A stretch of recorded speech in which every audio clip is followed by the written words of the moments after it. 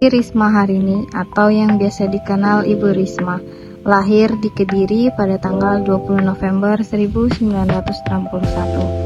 Beliau menempuh pendidikan S1 Arsitektur di Institut Teknologi 10 November, Surabaya, dan S2 Manajemen Pembangunan Kota ITS Surabaya. Beliau pernah menjabat sebagai Wali Kota Surabaya 2 periode, sejak tahun 2010 hingga 2020. Dan menjabat sebagai Menteri Sosial Republik Indonesia sejak tahun 2020 hingga sekarang. Penghargaan yang pernah diraih oleh Ibu Risma salah satunya adalah menjadi 50 pemimpin terbaik versi Vertun tahun 2015 dan Wali Kota Terbaik ASEAN. Ibu Risma adalah sosok yang dikenal atas keberanian dan ketegasannya. Berikut contoh nilai berakhlak yang telah dilakukan. Pertama, berorientasi pelayanan. Bu Risma dikenal sangat dekat dengan masyarakat. Saat menjadi Wali Kota Surabaya, ia kerap turun langsung ke lapangan untuk memastikan pelayanan publik berjalan optimal. Turun langsung ke lapangan, menyapa warga, anak jalanan, dan memperbaiki layanan publik seperti taman kota, rumah susun, dan fasilitas umum. Akuntabel, bertanggung jawab atas kepercayaan dan tugas yang diemban. Beliau berani mengambil resiko untuk membersihkan praktik korupsi di lingkungan pemerintah kota. Setiap kebijakan yang diambil didasarkan pada pertanggungjawaban kepada publik dan negara, bukan kepentingan pribadi atau golongan. Ibu Risma menerapkan sistem pelaporan dan pengawasan berbasis IT seperti Comment Center 112 dan memberikan bantuan yang sesuai aturan.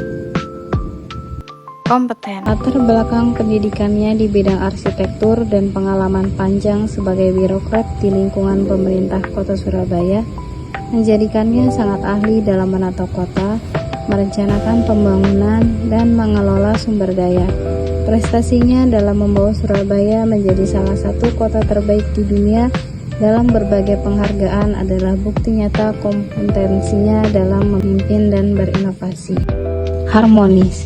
Ibu Risma mampu bekerja dengan berbagai kelompok masyarakat. Ia merangkul semua kalangan tanpa membedakan suku, agama, atau latar belakang.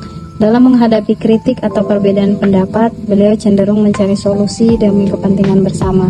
Di sisi lain, pendekatannya yang personal dan empati terhadap masyarakat, terutama saat mendengarkan keluh kesah mereka, juga menunjukkan kemampuannya membangun keharmonisan sosial.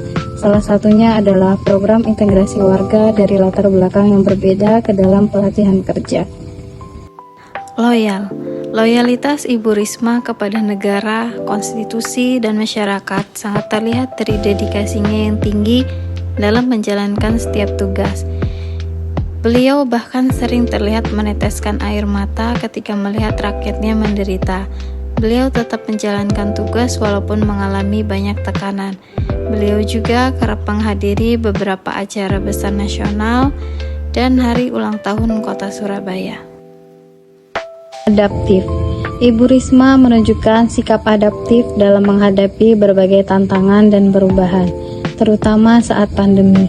Ia mengubah sistem penyaluran bantuan sosial secara digital dan real-time dengan meluncurkan aplikasi penyaluran bantuan sosial agar tidak terjadi penumpukan dan salah sasaran, menerapkan peta digital kemiskinan untuk pemerataan bantuan, dan mengganti tatap muka dengan pelayanan daring saat pandemi. Kolaboratif. Beliau sering melibatkan kerjasama dengan pihak lain dalam merumuskan dan melaksanakan program-program pembangunan. Ibu Risma menggandeng RT RW, tokoh agama, LSM, dan relawan dalam program pengentasan kemiskinan dan perbaikan rumah warga tidak mampu, menjalin kerjasama dengan universitas, perusahaan IT, dan startup untuk membangun sistem layanan publik berbasis digital seperti e-musrembang atau musyawarah perencanaan pembangunan berbasis elektronik dan Surabaya Single Window, serta bekerja sama dengan Dinas Pendidikan dan Keagamaan untuk pembinaan remaja jalanan. Tri Risma Harini merupakan tokoh teladan ASN yang secara nyata menerapkan nilai-nilai berakhlak dalam tugas dan pengabdiannya. Dalam dirinya kita melihat bagaimana pelayanan bukan sekadar kewajiban, tetapi bentuk cinta kepada rakyat. Ia menunjukkan bahwa untuk menjadi ASN yang berakhlak, kita tidak perlu menunggu jabatan tinggi, tapi cukup dengan bekerja tulus, jujur, dan penuh semangat memperbaiki.